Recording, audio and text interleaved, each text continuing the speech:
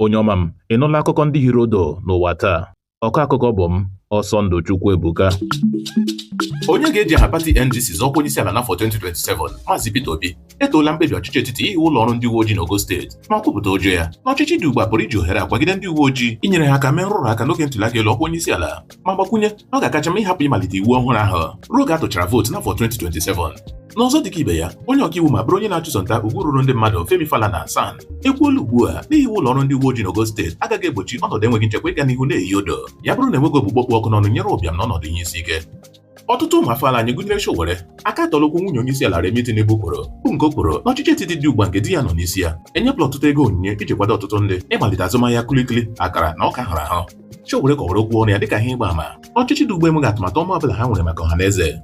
Ụlọ ikpe ukwu etiti dị n'Abuja amaala onye otu Boko Haram Ankali Yerima ikpe ọnwụ site na nkwugbu n'ihi mwakpo wakporo obodo Maiduguri n'afọ 2015.